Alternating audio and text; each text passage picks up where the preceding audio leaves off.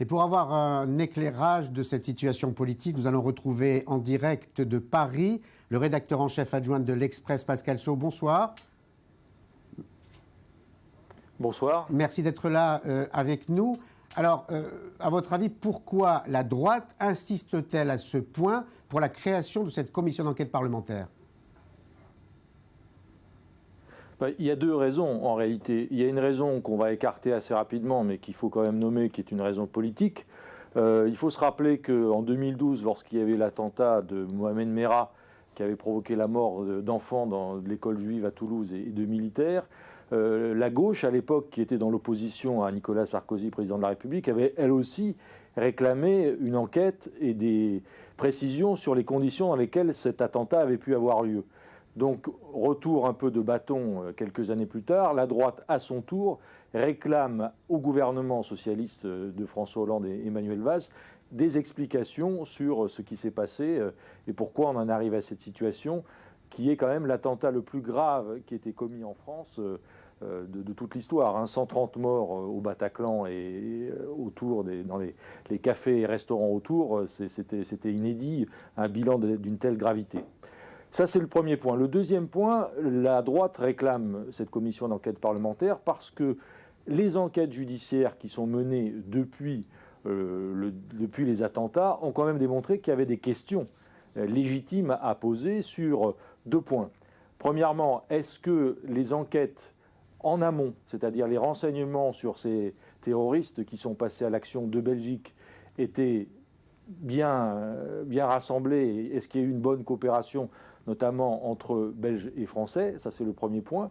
Et le deuxième point, les deuxièmes séries de questions qui se posent, elles concernent les conditions d'intervention des forces de sécurité, tant au Bataclan après les attentats, que quelques jours plus tard à Saint-Denis, où s'était retranché Abdelhamid Abaoud, probablement l'organisateur des attentats. Donc, à votre avis, cette commission d'enquête pourrait déceler des failles dans la gestion de ces attentats, avant comme après ?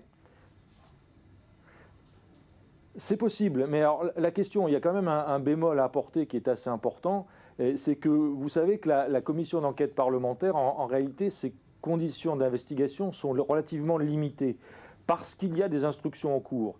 Donc tout ce qui relève du secret de l'instruction, des instructions en cours, ne sera pas accessible aux parlementaires.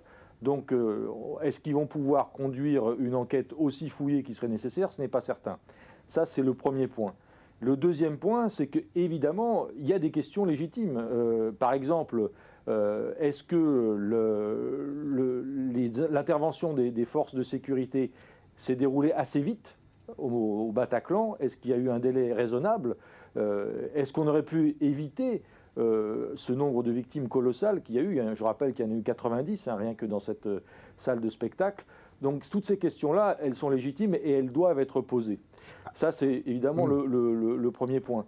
Mais le plus difficile, je crois, et le plus délicat, c'est plutôt la question de savoir en amont si tous les renseignements nécessaires avaient bien été rassemblés et surtout bien analysés pour savoir si finalement ces groupes qui agissaient à partir de la Belgique n'auraient pas pu être repérés plus tôt. Un dernier mot, même très bref. Je me souviens du discours de François Hollande devant le Congrès de Versailles, devant tous les parlementaires réunis, et du consensus que nous avions observé. Tout le monde chantait la Marseillaise. Est-ce que la création de cette commission peut remettre en cause, uniquement sur ce point, évidemment, la réaction de la société française face aux attentats, le consensus observé? Ça, c'est pas certain, parce qu'il faut se rappeler, il y a eu deux étapes.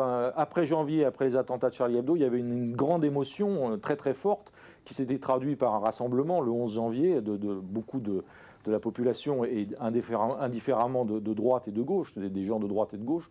Cette fois, le choc a été extrêmement fort, peut-être encore plus fort qu'au mois de janvier, probablement en raison du bilan. Et aujourd'hui, on est un peu face à autre chose. On a l'impression qu'ici, la population se demande, et les discours politiques d'ailleurs la confortent un peu dans ce sens, c'est qu'est-ce qui va se passer? Est-ce qu'il va y avoir d'autres actions du même type ou d'autres attentats d'un genre différent, mais tout aussi meurtriers, et qui créent un climat, si vous voulez, un peu d'inquiétude? Alors évidemment, dans ces conditions, c'est plus difficile pour les hommes politiques, de droite comme de gauche, d'avoir des positions totalement tranchées. Merci beaucoup Pascal Saut pour cette contribution à Paris Jaffa.